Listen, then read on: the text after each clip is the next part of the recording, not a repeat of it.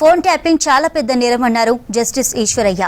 ఈ కేసులో అధికారులతో పాటు రాజకీయ నాయకులను విచారించాలని చెప్పారు. ఫోన్ ట్యాపింగ్ ను హైకోర్టు సుమోటోగా తీసుకోవడం మంచి పరిణామమన్నారు. స్వేచ్ఛను హరించే హక్కు ఎవరికీ లేదంటున్న జస్టిస్ ఈశ్వరయ్యతో Dhanraj face to face. Phone tapping అనే వ్యవహారం పెను సంచలనంగా మారుతోంది, రోజుకో మలుపు తిరుగుతుంది. ఈ విషయాలన్నింటిపైన కూడా పత్రికలో వచ్చిన కథనాలను అన్నింటినీ ఆధారంగా చేసుకొని హైకోర్టు సుమోటగా ఈ కేసును స్వీకరించింది.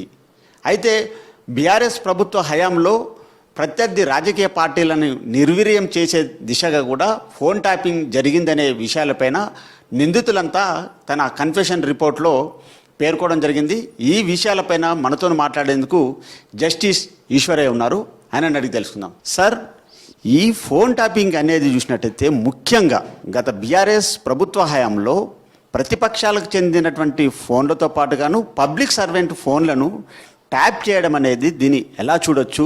విషయం ఏదైతే ఈ బీఆర్ఎస్ గవర్నమెంట్ గత ప్రభుత్వం విచ్చలవిడిగా అంటే అపోజిట్ లీడర్లే కాకుండా వాళ్ళ కొంతమంది ఎమ్మెల్యేలు కూడా తర్వాత వ్యాపారస్తులు ఇంక్లూడింగ్ జడ్జెస్ ఫోన్ ట్యాపింగ్ కూడా చేయడం అనేది ఇది చట్ట విరుద్ధము, రాజ్యాంగ విరుద్ధము, ప్రజాస్వామ్యానికి విరుద్ధము. ఇంతకంటే మరి హీనమైన ఒక క్రైమ్ ఉండదని నేను చెప్తా ఉన్నాను. ఎందుకంటే మనకు భారత రాజ్యాంగంలో మనకు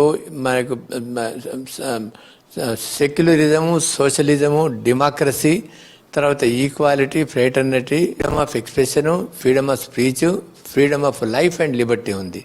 అంటే ఈ యొక్క ప్రాథమిక హక్కులను హరించకుండా ఉండడానికి మనకు రాజ్యాంగం భద్రత ఇచ్చింది.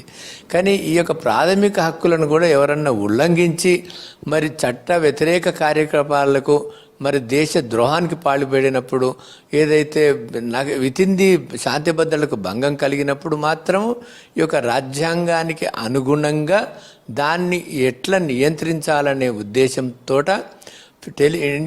టెలిగ్రాఫిక్ యాక్టు, అందులో కొన్ని రూల్స్ 419A, తర్వాత ఇది అంటే దీనికి చట్టానికి లోబడి ఈ యొక్క సందర్భాలలో కొన్ని ఒక 9 మంది వ్యవస్థలకు మాత్రమే ఫోన్ ట్యాపింగ్ చేయడానికి పర్మిషన్ ఒక బై ఆర్డర్ ఇన్ రైటింగ్ ఇవ్వాల. సెంట్రల్ గవర్నమెంట్ వాళ్ళైతేనేమో central home minister, state government అవుతేనేమో స్టేట్ హోమ్ మినిస్టరు వాళ్ళ అప్లికేషన్ సంబంధిత శాఖ అప్లికేషన్ పెట్టుకుంటే దాని మీద ఫోన్ ట్యాపింగ్ చేయడానికి సరైన కారణాలు ఉన్నాయా లేవని పరిశీలించి ఆయన ఒక రీజన్డ్ ఆర్డర్ రాసి దానిపైన ఒక రివ్యూ కమిటీ ఉంటుంది.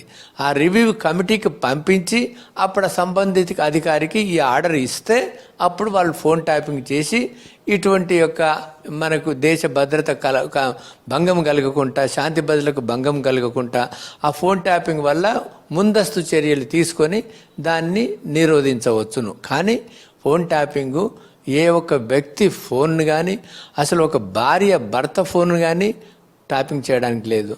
భర్త భార్య ఫోన్ కానీ అంటే పర్సనల్ లైఫ్ మనకు వ్యక్తి స్వాతంత్రము ప్రతి వ్యక్తికి ఉంది, ప్రతి పౌరుడికి ఉంది.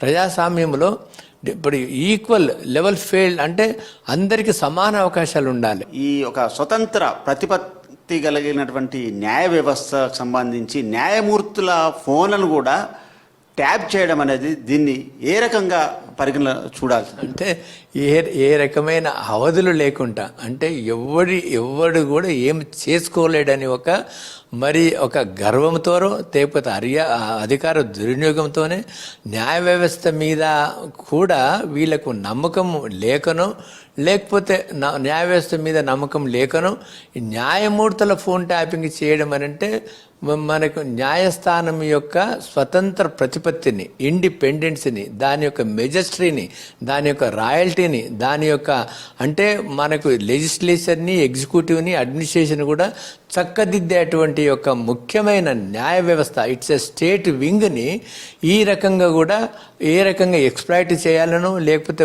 వాళ్ళకు బ్లాక్మెయిల్ చేయాలనో ఇదొక న్యాయమూర్తి ఫోన్ ట్యాపింగ్ చేయడం అంటే డైరెక్ట్లీ ఇది కంటెంప్ట్ ఆఫ్ కోర్ట్ యాక్ట్ కింద వస్తుంది. ప్రధానంగా ఈ దర్యాప్తు సంబంధించిన వ్యవహారం కూడా నిష్పక్షపాతంగా కూడా పారదర్శకంగా కొనసాగుతుందని కూడా ఆయన అభిప్రాయాన్ని వ్యక్తం చేస్తున్నారు. Camera person Srikanth Dhanraj, V6 news, Hyderabad.